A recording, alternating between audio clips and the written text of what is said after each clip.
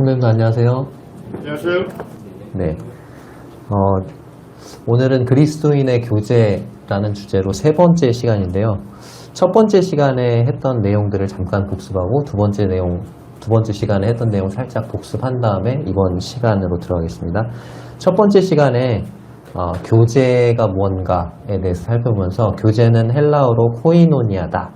근데 그 코이노니아라는 단어가 신약 성경에 19번 이렇게 쓰였는데 교제라는 말로 4번 번역이 됐고 사귐이라는 말로 5번 번역이 됐고 참여라는 말로 5번, 연보라는 말로 2번, 교통이라는 말로 1번, 친교라는 말로 1번, 서로 나누어 주기라는 말로 1번 이렇게 번역이 되었다. 이렇게 말씀드렸습니다. 교제라는 것은 서로 이렇게 나누어 주는 것, 서로 나누는 것을 의미한다고 말씀을 드렸고요. 그리고 교제에는 수직적 차원의 교제와 수평적 차원의 교제가 있다 말씀을 드렸습니다. 수직적 차원의 교제는 누구와의 교제죠? 네, 하나님과의 교제를 나타낸다. 그리고 수평적 차원의 교제는 성도와의 교제를 나타낸다. 그렇게 말씀을 드렸습니다. 그래서 수직적 차원의 교제가 먼저고 또 더 중요합니다만 수평적 차원의 교제도 중요하다. 그렇게 말씀을 드렸었습니다. 이게 첫 번째 시간에 말씀을 드렸던 내용이에요. 기억이 좀 새록새록 나십니까? 네, 감사합니다. 기억이 하나도 안 나시면 어떻게 하나 했는데. 그리고 지난 시간에, 두 번째 시간에 하나님과의 교제, 수직적 차원의 교제에 대해서 말씀을 드렸죠. 그래서 하나님과의 교제는 기도와 말씀을 통해서 이루어진다 말씀을 드렸었고, 그러면서 아침 경건의 시간이 주는 유익이라는 제목으로 말씀을 드렸죠. 아침 경건의 시간을 우리가 가질 때 4가지 유익을 얻게 된다. 첫 번째로 곤고한 자를 격려할 지혜를 얻게 되고, 둘째 하나님의 뜻에 더 잘 순종할 수 있게 되고, 셋째 하나님의 도우심에 대한 확신과 담대함을 얻게 되고, 넷째 하나님의 인도하심을 받을 수 있다. 여기까지 말씀을 드렸습니다. 이제 오늘은 이제 세 번째 시간이잖아요. 성도와의 교제, 수평적 차원의 교제에 대해서 살펴볼 텐데 이번 시간에 3가지를 살펴볼 거예요. 첫 번째, 성도와의 교제가 왜 중요한가? 두 번째는 성도와의 교제의 방법, 어떻게 교제를 할 건가? 그 다음에 세 번째로는 성도와의 교제의 사례들, 이 성경에 나와 있는 그 사례 2가지를 살펴보도록 하겠습니다. 자, 먼저 우리 성경을 펴서 히브리서 10장 24절과 25절을 한번 살펴보겠습니다. 히브리서 10장 24절과 25절입니다.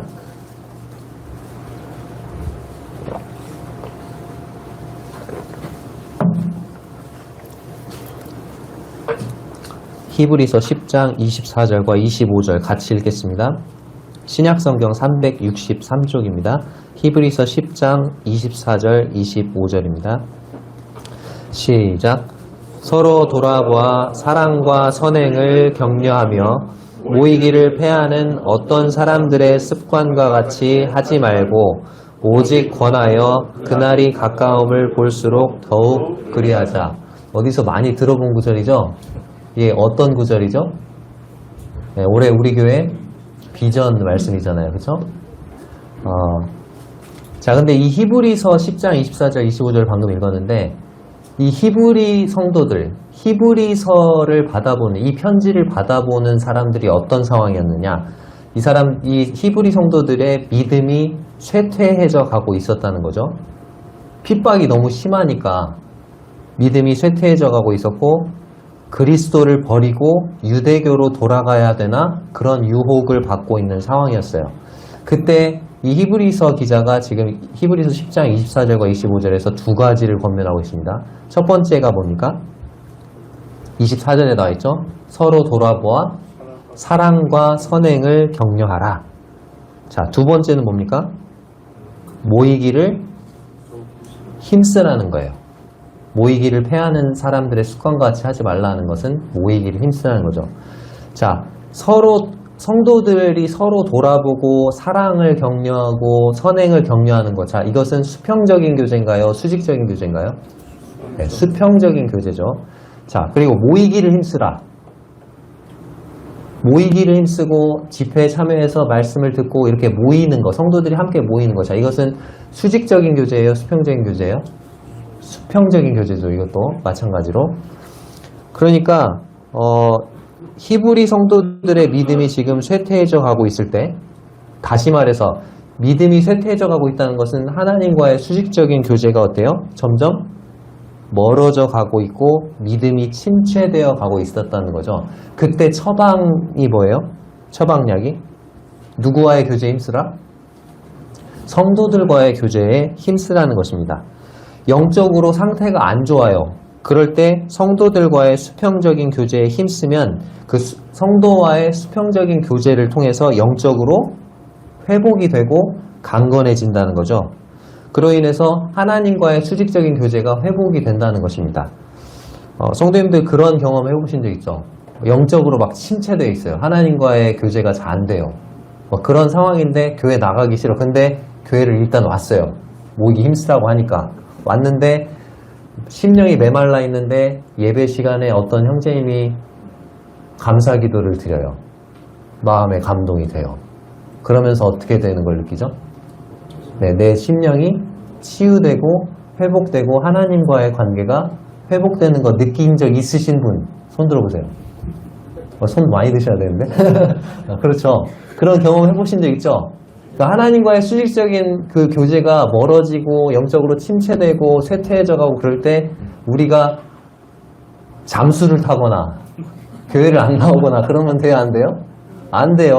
어떻게 해야 돼요? 더욱더 모이기를 힘쓰고 또 사랑과 선행을 격려하고 서로 돌아봐야 되는 수평적 교제를 더 힘쓰면 어떻게 되는 거예요? 수직적 교제도 회복이 된다는 것입니다. 그래서 성도들과의 수평적인 교제 역시 하나님과의 수직적 교제만큼 중요하다는 겁니다. 자, 이제 두 번째, 성도와의 교제의 방법을 살펴보겠습니다. 하나님과의 교제는 말씀과 기도라고 말씀을 드렸었죠. 저번 시간에. 자, 그렇다면 성도와의 교제는 어떻게 해야 할까요? 자, 성도와의 교제는 무엇을 나눌까요? 아까 나눈다고 그랬잖아요. 코이노니아는 나눈다는 의미인데 뭘 가지고 나눌까요?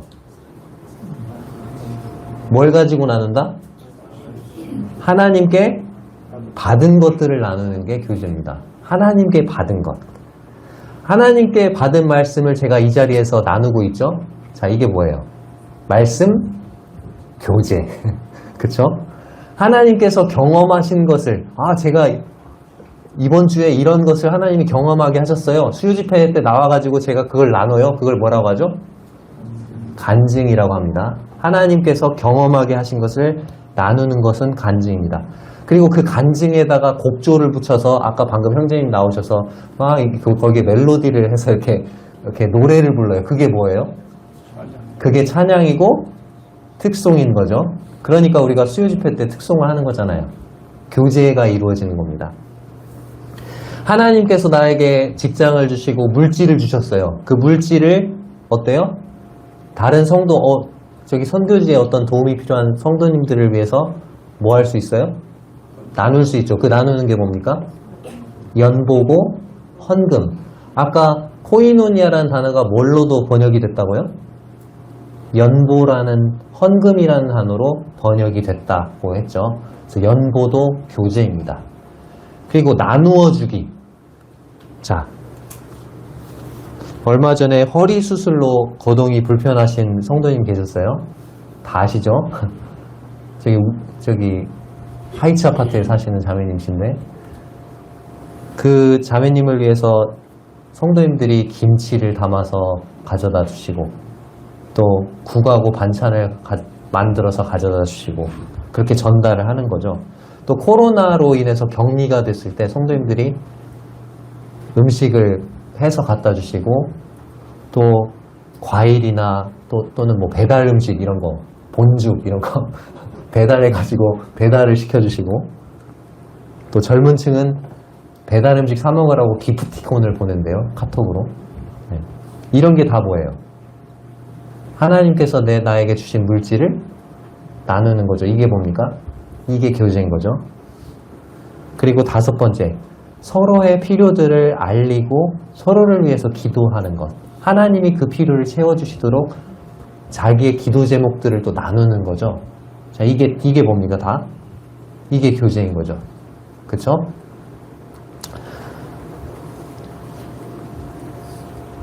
이제 세 번째로 성도와의 교제의 사례들을 두 가지를 살펴보겠습니다. 성경에 기록되어 있는 두 가지 사례. 먼저 로마서 1장 11절, 12절을 한번 찾아서 읽어보겠습니다. 로마서 1장 11절과 12절입니다.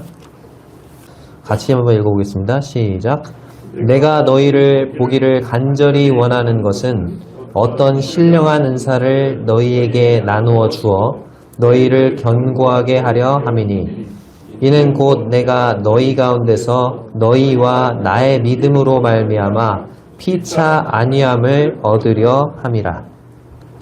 여기에는 지금 코이노니아, 그 교제라는 단어가 직접적으로 사용되고 있지는 않지만 사도 바울은 로마 성도들을 방문해서 교제하기를 원하고 있어요. 11절에 보니까 사도 바울이 로마에 가서 로마 성도들에게 주고 싶었던 게 있어요. 그게 뭡니까? 뭘 나누어 주고 싶대요? 어떤 신령한 은사를 나누어 주고 싶다. 그렇게 돼 있죠. 이 신령한 은사라는 단어가 다른 번역 성경에는 영적인 선물이다. 또는 영적인 축복이다. 이렇게 나와 있어요. 자, 하나님께서 사도 바울에게 주신 그 영적인 선물 또는 영적인 축복을 누구랑 나누고 싶었던 거예요? 로마에 있는 성도들과 함께 하나님이 주신 영적인 축복, 이것을 나누기를 원했던 거죠. 자, 그러면 그 영적인 선물 또는 영적인 그 축복을 어떤 방법으로 나누기 원했을까요? 사도 바울이 이제 로마 교회에 가게 된다면 이걸 나 영적인 축복을 나누고 싶어요. 어떻게 나눌까요? 예, 뭐 집회를 열거나 해서 어떻게 하겠어요? 예, 제가 지금 하고 있는 것처럼 하나님께 받은 말씀을 나눈다든지 아니면 사도 바울이 1차, 2차, 3차 선교 여행을 하잖아요. 전도 여행을 하면서 경험했던 그 하나님을 간증하겠죠. 그쵸? 우리 선교사 초청 집회 하면은 선교사들이 그 선교에 대한 보고 및 간증을 하잖아요. 그런 것처럼. 그러면서 우리가 하나님께 영광을 돌리잖아요. 그런 것처럼 그렇게 하기를 원했을 것입니다. 그 결과로 어떻게 하고 싶었어요? 그렇게 영적인 축복을 나눔으로써, 말씀이나 간증을 통해서 나눔으로써 너희를 어떻게 하려 한다고요? 견고하게. 그죠? 너희를 견고하게. 그러니까 로마 성도들을 영적으로 강건하게, 영적으로 더 튼튼하고 강해지고 성장하기를 원했던 거죠. 자, 그리고 12절에 보면은 사도 바울은 일방적으로 그냥 나누어준 일방적인 교제를 원하지 않았던 것을 봅니다. 사도 바울은 로마에 있는 성도들과 쌍방향, 주고받는 그런 교제를 갖기 원했어요. 여기 보니까 이는 곧 내가 너희 가운데서 너희와 나의 믿음으로 말미암아 어떻게 안위함을 얻는다고요? 네, 피차 안위함을 얻으려 함이라. 자, 피차 안위함을 얻는다는 말은 뭐예요? 네, 서로 안위함을 얻는다. 이게 다른 번역 성경에는 격려를 받기 원한다. 이렇게 되어 있어요. 그러니까 사도 바울은 자신의 믿음으로 로마 성도들을 격려하기 원했고 또 로마 성도들의 간증 또는 뭐 교제 이런 대화를 나눌 거 아니에요? 그걸 통해서 자기 자신도 격려를 받기 원했던 것입니다. 자, 이게 그 성도와의 교제 사례들 첫 번째고요. 자, 이제 두 번째. 이번 시간에 좀 제가 중점적으로 다룰 부분이 이 두 번째입니다. 두 번째로 다룰 부분은 로마서 15장 14절에서 33절까지 있습니다. 한번 살펴볼까요? 로마서 15장 14절에서 33절까지입니다.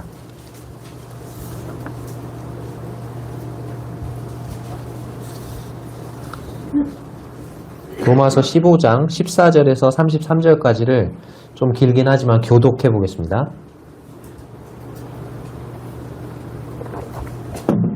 로마서 15장 14절에서 33절까지 교독하겠습니다. 제가 먼저 읽습니다. 내 형제들아 너희가 스스로 선함이 가득하고 모든 지식이 차서 능히 서로 권하는 자임을 나도 확신하노라.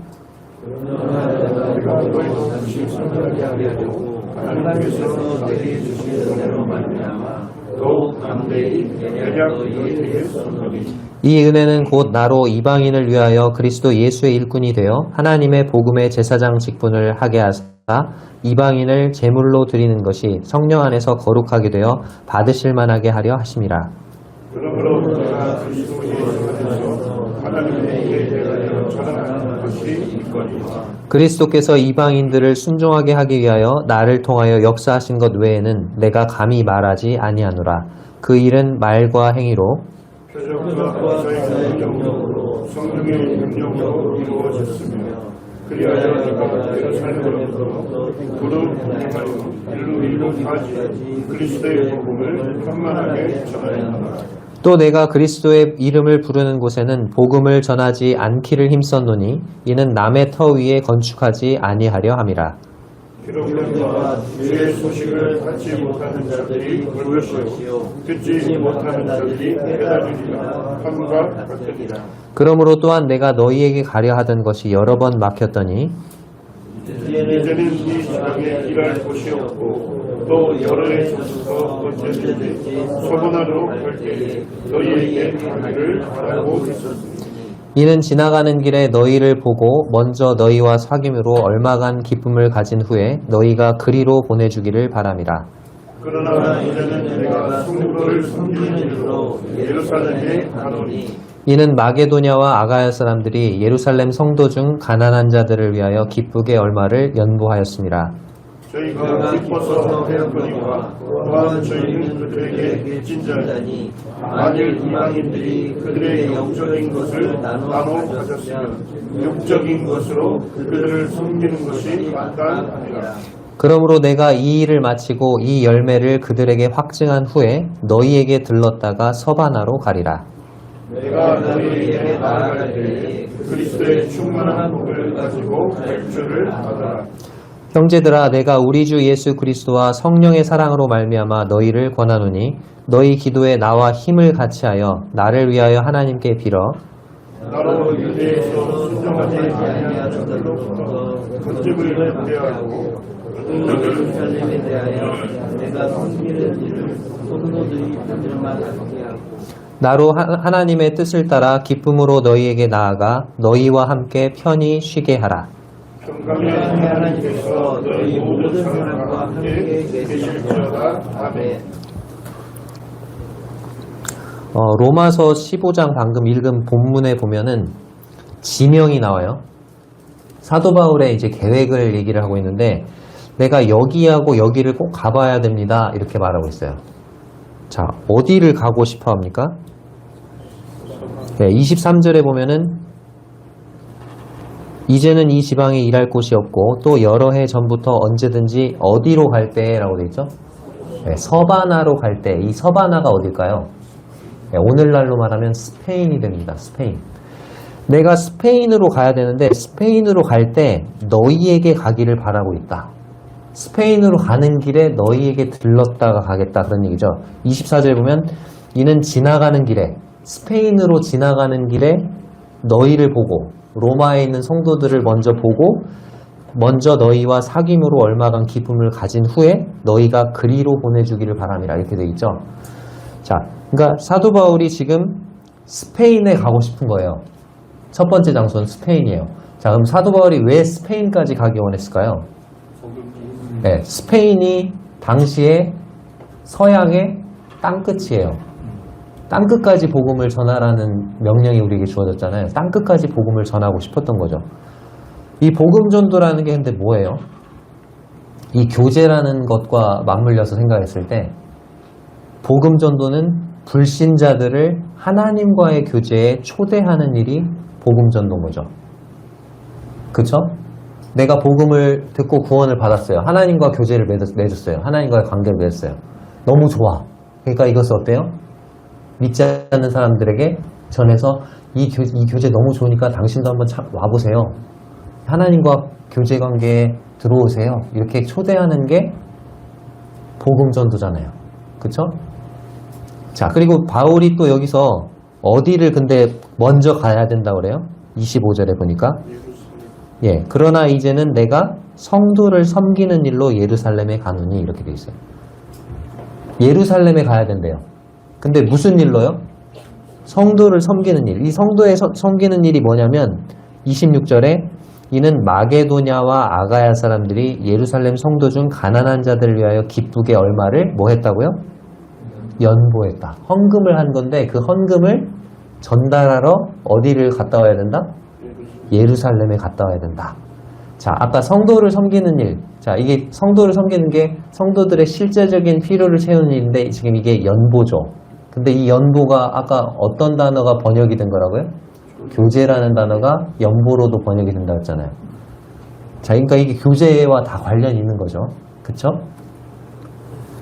자, 먼저 그러면 왜 사도 바울이 그렇게 스페인을 가고 싶었는가 한번 살펴보겠습니다. 먼저 이 지도를 보시면 자, 사도 바울이 지금까지 1차와 2차와 3차까지 전도 여행을 했어요. 1차 전도 여행은 어디서 출발했어요? 안디옥 교회에서 출발해서 어디로 왔습니까? 갈라디아 지역에 복음을 전하죠. 그런 다음에 쓰여진 책이 갈라디아서예요. 자, 그 다음에 2차는 어디로 갔어요? 마게도냐와 아가야에 가서 복음을 전합니다.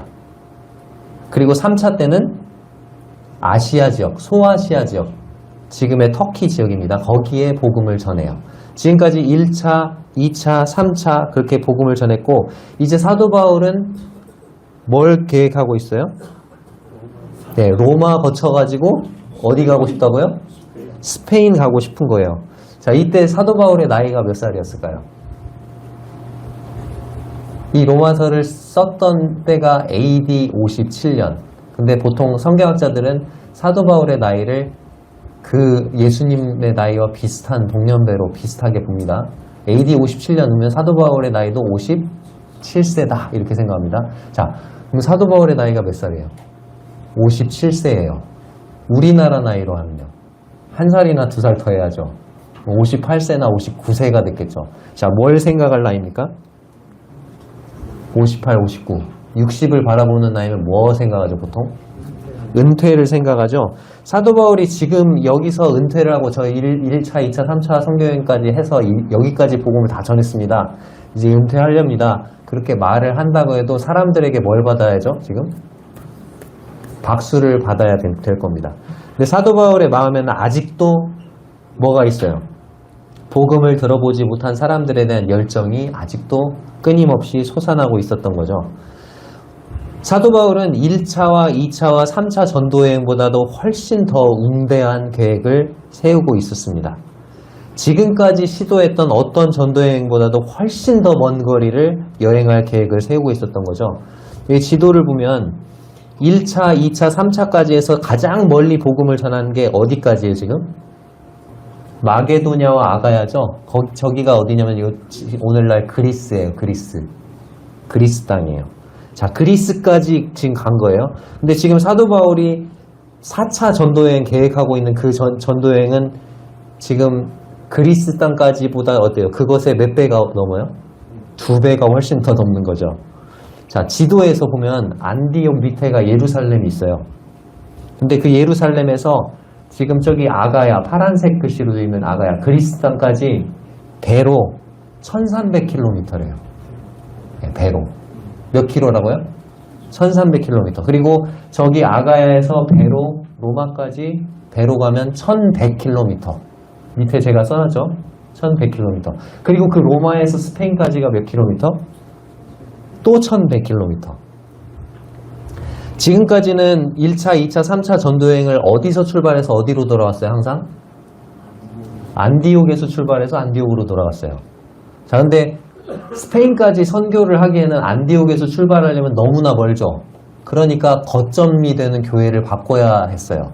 이제 안디옥 교회 말고 어느 교회를 거점으로 삼고 싶었을까요? 네, 로마 교회를 거점으로 삼고 싶어 했던 거예요. 스페인 근처에 있으면서 로마에서 스페인에서 좀 가까운 교회.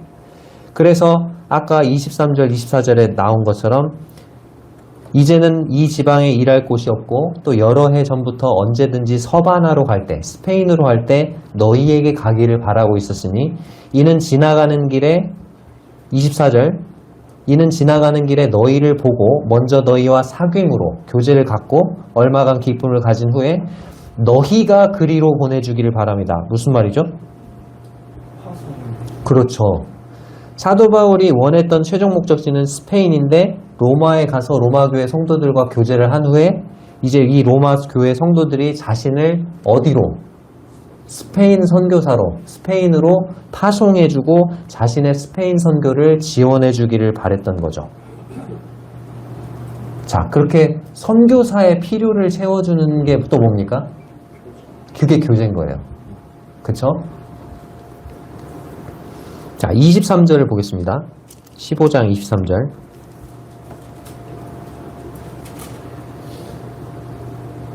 (15장 23절) 보면 이제는 이 지방에 뭐가 없대요? 일할 곳이 없다. 더 이상 복음을 전할 데가 없다. 1차, 2차, 3차까지 저기까지는 이제 복음 다 전했다는 얘기죠. 대단한 간증 아닙니까?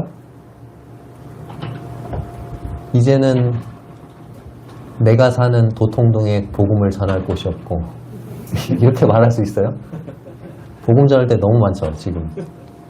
찔려야 돼요 우리는 진짜. 19절에 보니까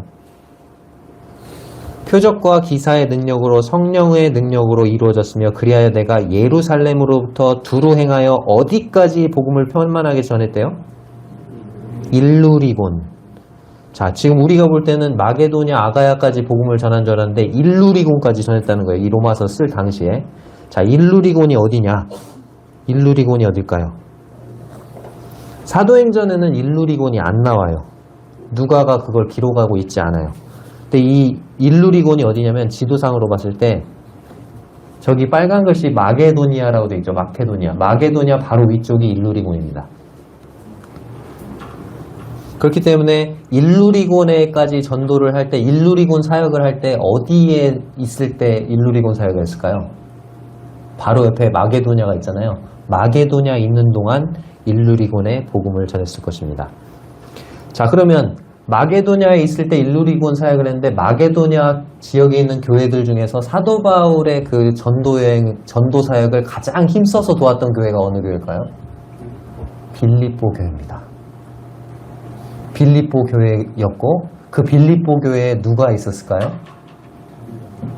누가 있었을까요? 누가가 있었습니다.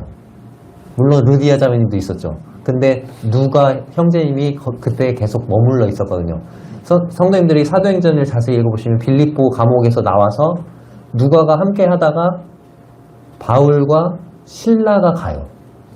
그들이 아니라 이렇게 돼 있어요. 그러니까 누가가 남은 거죠, 거기에. 그죠? 누가는 겸손한 사람이죠. 그래서 자기 이름을 잘 드러내지 않아요. 아마도 빌립보 교회가 사도 바울의 그 일루리곤 사역을 도왔을 거고 그 뒤에는 누가 형제님이 있었을 것입니다. 그리고 사도 바울은 빌립보서에서 첫날부터 그들이 복음을 들은 첫날 루디아 자매님이 그들을 초대하잖아요. 우리 집에 요하라. 나를 구원받은 사람으로 알거든. 그때부터 이제까지 복음에 참여한, 아까 참여라는 말이 또 교제라는 단어를 번역한 단어라고 했죠. 교제라는 말과 똑같은 단어.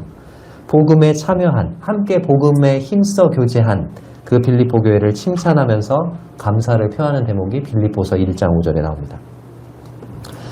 자, 그러면 사도 바울이 지금 아까 여기서 지금 스페인까지 가는 걸 계획을 했다고 했잖아요. 그럼 사도 바울이 스페인까지 갔을까요? 못 갔을까요? 성경에는 안 나와요. 성경에는 로마까지 도착하는 장면까지만 나오니까.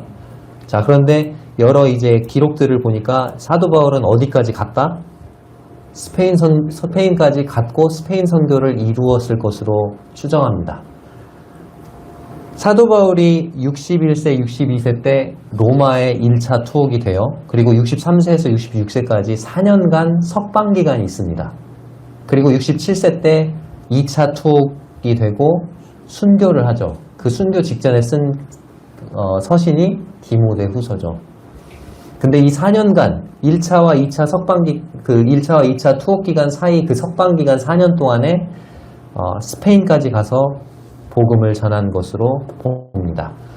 그 이유가 뭐냐면 로마의 클레멘트라는 분이 고린도인들에게 보낸 첫 번째 편지, 이게 이제 사도 바울이 순교한 후 한 30년 후에 쓴 편지인데 거기에 뭐라고 썼냐면 바울은 온 세상의 의를 가르쳤으며 서방의 어디까지? 한계 지점까지 이르러서 통치자들 앞에서 증거했다. 서방의 한계 지점이라는 건 서양의 땅끝까지 갔다는 얘기죠. 그리고 초대 교구였던 크리소스톰은 바울이 로마에 체류한 이후에 어디로 갔다? 네, 스페인으로 갔다는 사실은 의심의 여지가 없다. 그렇게 얘기를 했고요. 제롬, 라틴어 성경을 번역한 제롬은 바울이 네로에 의해서 추방당한 후에 그리스도의 복음을 어디에 증거했다? 서쪽. 자, 추방을 당했으면 로마에서 추방당해서 서쪽이면 로마 서쪽이면 어디예요? 스페인인 거죠. 그리고 사도 바울의 기질상 사도 바울의 기질은 무슨 기질이다? 담즙질이다. 자, 담즙질은 뭘까요? 혹시 성도님들 기질과 성경 뭐 기질 그런 거 그 책자 보신 적 있어요? 4가지 기질이 있답니다. 첫 번째 다혈질이 있어요. 다혈질. 자, 한마디로 하면 다혈질은 뭐예요? 다혈질. 재밌게 하자, 신나게 하자, 화끈하게 하자, 뭐 이게 다혈질이에요. 두 번째, 담즙질은 뭘까요? 내 식대로 하자. 그러니까 마음 먹으면 해야 돼. 내 식대로 하자. 그 다음 세 번째, 우울질이 있어요. 우울질은 뭘까요? 본인이 왜 우울해지냐면 완벽하게 하려고 그랬어요. 완벽하게 하자예요. 완벽하게 하자. 네 번째, 점액질이 있습니다. 점액질은 뭘까요? 사이좋게 하자. 점액질은 이렇게 끈끈하자. 누구랑도 이렇게 끈끈하게 이렇게 사이좋게 하자. 저는 뭐일 것 같아요? 저는 우울 점액입니다. 완벽하게 사이좋게. 그래서 막 스트레스 많이 받죠. 완벽하게 해야 되는데 또 사이좋게 해야 돼. 근데 사도 바울은 무슨 기질이었다? 담즙질이었다. 그러니까 마음 먹으면 어떻게 해야 돼요? 밀고 나가야 되는 거죠. 그래서 스페인 선교를 했을 것으로 보고 있습니다. 사도 바울의 삶을 움직이는 하나의 커다란 축, 그것이 뭐예요? 복음전도입니다. 복음전도. 성도님들의 삶을 움직이는 원동력은 무엇입니까? 돈인가요? 명예인가요? 권력인가요?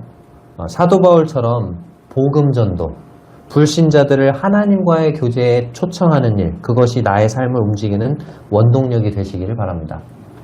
자, 이제 두 번째, 사도 바울은 왜 예루살렘에 가고 싶어 했을까? 사도 바울은 왜 예루살렘에 가고 싶어 했을까? 아까 살펴봤었죠? 왜 예루살렘에 가야 한다고요? 네, 성도 섬기는 일로 간다고 그랬죠. 연보를 전달하기 위해서. 사도 바울이 전도 여행을 하면서 그렇게 바쁜 삶을 살면서도 한 가지 잊지 않고 계속해서 추진해왔던 한 가지 프로젝트가 있었는데 그것은 바로 예루살렘에 있는 가난한 성도들을 위한 연보 프로젝트. 그래서 사도 바울은 자신에 의해서 세워진 그 교회들이 예루살렘에 있는 가난한 성도들을 돕도록 헌금을 하도록 계속 격려를 해왔어요. 자, 아까 말씀드렸죠. 연보도 뭐다? 코이노니아라는 단어, 교제라는 단어를 번역한 게 연보라고 그랬죠. 똑같은 말이었죠. 자, 예루살렘 연보에 참여한 교회들을 한번 살펴볼게요. 이게 사도행전 20장 4절에 나오거든요. 한번 살펴볼까요? 사도행전 20장.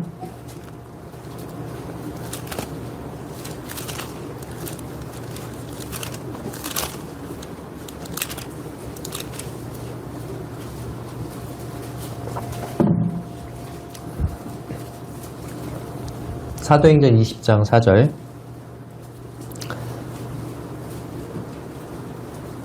이제 사도 바울이 19장, 사도행전 19장까지가 3차 전도여행까지예요. 이제 3차 전도여행 마치고 나서 이제 돌아가는데 예루살렘까지 가는 거예요. 가는데 그 가는 길에 함께한 사람이 나와 있어요. 4절. 아시아까지 함께 가는 자는 어떤 사람이 나와요? 처음에 베레아 사람 부로의 아들 소바도와 그 다음에 데살로니가 사람 아리스다고와 세군도와 그 다음 더베 사람 가이오와 및 디모데와 아시아 사람 두기고와 드로비무라 이렇게 되어 있죠. 자, 이 사람들을 좀 정리를 해보니까 자, 여기 지금 베레아, 데살로니가, 빌립보는 2차 때 복음을 전했던 거죠. 그리고 더베와 루스드라는 1차 때 갈라디아 지역에 있는 교회들이에요. 더베, 루스드라.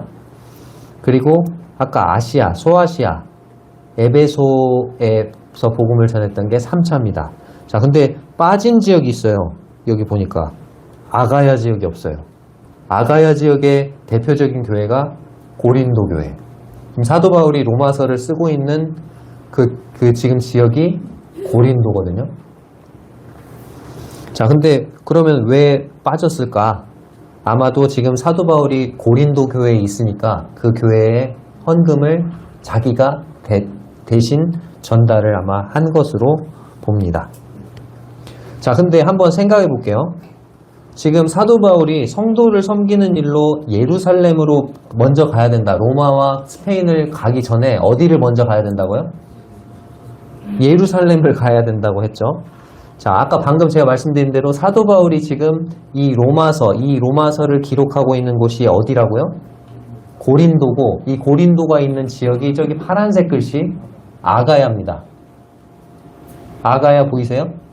네. 지금 사도 바울이 어디 있다고요? 아가야에 있어. 근데 지금 사도 바울은 어디 거쳐서 어디 가고 싶어요, 지금? 로마 거쳐서 스페인. 그러니까 1100km, 1100km, 2200km 가야죠. 근데 지금 사도 바울이 로마 갔다가 스페인 가고 싶은데 먼저 갈 데가 있어요. 어디를 가야 된대요? 예루살렘을 갔다 와야 된대요. 예루살렘까지 아까 몇 킬로 했죠? 1300km를 갔다가 또 1300km 갔다가 1100, 1100 이렇게 가야 되는 거예요. 자, 번거롭겠죠. 지금 선교지는 어느 쪽에 있어요? 서쪽에 있는데 지금 갔다 와야 되는 데는 어디예요? 동쪽인 거죠. 그쵸? 정말 번거로운 상황이에요. 그리고 지금 이 예루살렘에 있는 가난한 성도들을 위해서 헌금을 모아서 각 교회들이 헌금을 모아서 지금 전달하고 가는 길이잖아요. 자, 그 당시 치안이 잘 돼 있었을까요? 치안이 잘 안 돼 있죠. 그리고 이 성도들을 위해서 헌금을 전달하기 위해서 뭘 타고 가야 돼요? 비행기가 있어요? 네, 배를 타죠. 배를 타고 몇 달이 걸리겠죠. 자, 배를 타고 가다가 요즘같이 우리 막 그렇게 폭풍 이런 게 오면 어떻게 될 수 있어요? 파선할 수 있어요. 실제로 사도 바울은 고린도 후서에서 내가 3번 파선을 경험했다. 그렇게 얘기를 합니다. 파선을 할 수도 있고 거액의 헌금을 가지고 가다가 강도를 만날 수도 있고 또 예루살렘에 간다고 그랬는데 예루살렘에는 사도 바울을 반기는 사람이 많아요? 죽이려는 사람이 많아요? 사도 바울 오기만 해. 막, 네가 우리를 배신해? 다메섹에 가서 잡아온다 그러더니 그 예수를 전해? 적들이 많아요. 내가 바울을 죽이기 전에 먹지도 않을 거야. 그런 사람들이 막 이를 갈고 기다리고 있거든요. 그래서 사도 바울은 실제로 사도행전 21장에서 나는 예루살렘에서 죽을 것도 각오했다. 그렇게 얘기를 합니다. 그리고 방금 읽었던 로마서 15장 31절에서도 기도해달라고 기도 요청하죠. 나로 유대에 예루살렘이 있거든요. 유대에서 순종하지 아니한 자들, 복음에 불순종하는 믿지 않는 유대인들로부터 뭐하도록? 건짐을 받게 해달라고 기도를 요청하고 있습니다. 자, 성도님들이라면 어떻게 하시겠어요? 요즘 같으면은 우리 태국의 안병환님에게 헌금 보내려고 배 타고 갑니까? 어떻게 하죠?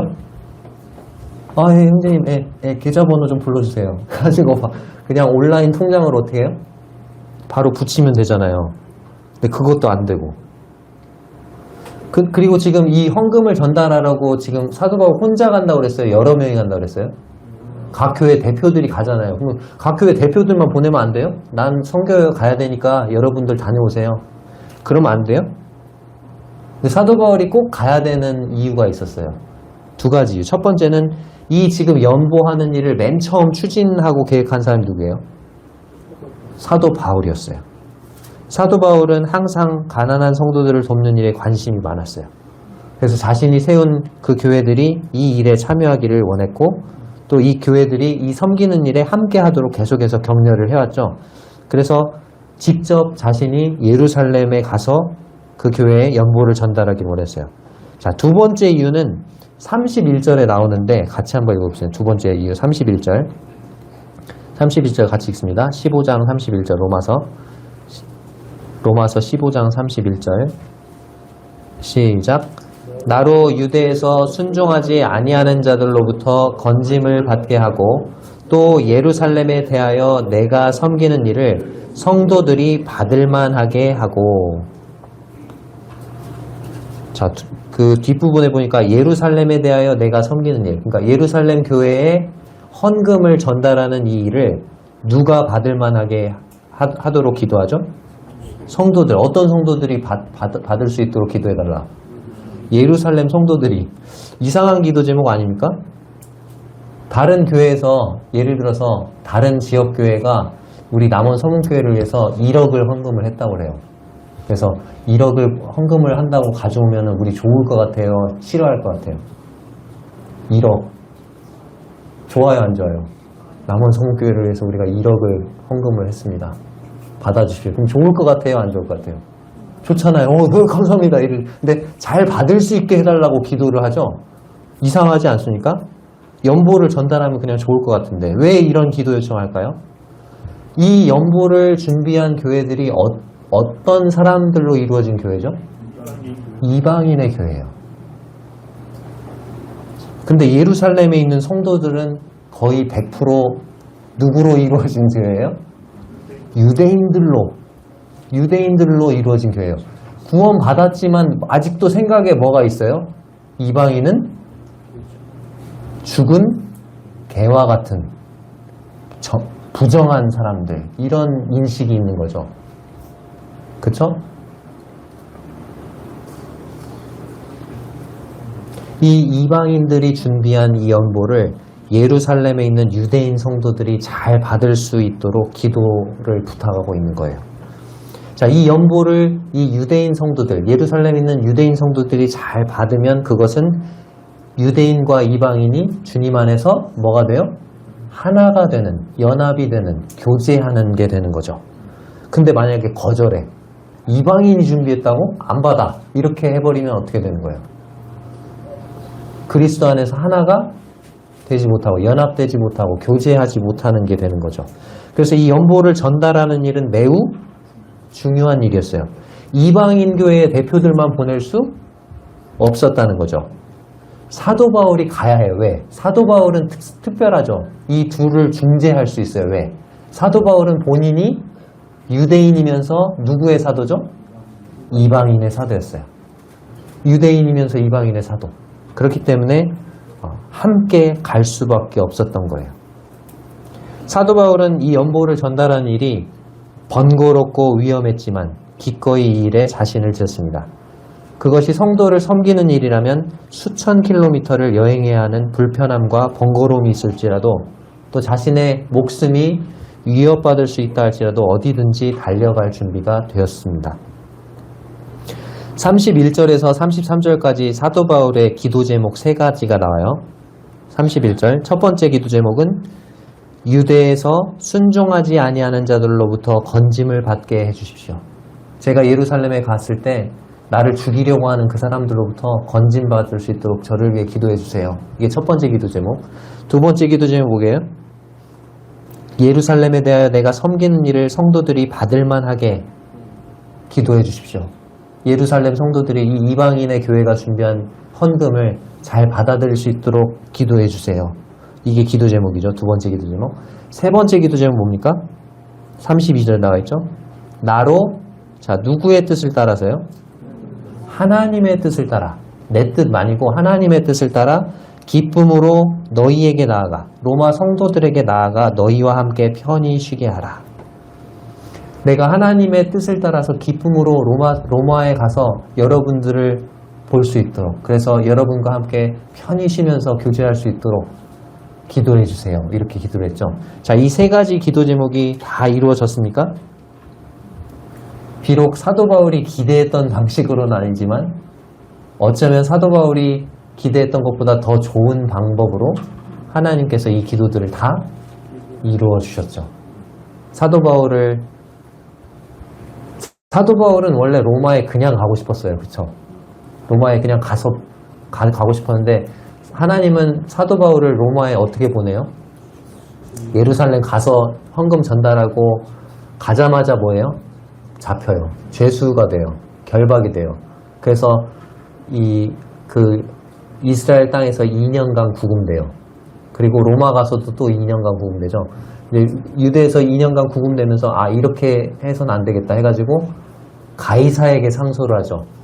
황제에게 상소를 해서 황제를 만날 수 있도록.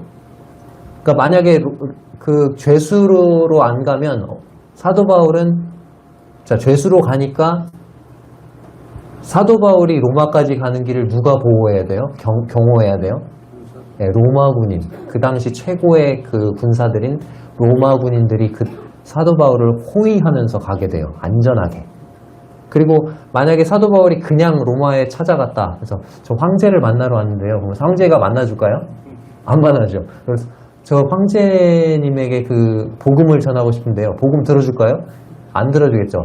근데 죄수로 결박돼서 제가 왜 이렇게 죄수로 결박이 됐는지 그러면서 복음을 풀잖아요.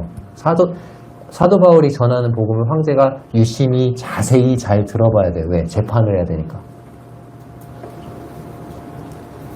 비록 사도 바울이 기대했던 방식으로는 아니었지만 하나님의 방법대로 그의 간구가 이루어졌습니다. 이번 시간 말씀을 정리해 보겠습니다. 방금 살펴봤던 그 두 번째와 관련된 내용을 좀 정리를 해보면 사도 바울의 계획에 대한 내용이었는데 사도 바울의 그 삶에 있어서 그 계획을 움직이고 있었던 두 개의 큰 축. 첫 번째는 복음 전도였어요. 불신자들을 하나님과의 교제에 초청하는 일. 두 번째는 뭡니까? 성도를 섬기는 일. 성도들의 실제적인 필요를 채우는 일. 연보고 교제라고 그랬죠. 이 사도 바울은 이 두 가지를 위해서는 그 먼 거리도 마다하지 않고 갈 준비가 되어 있었습니다.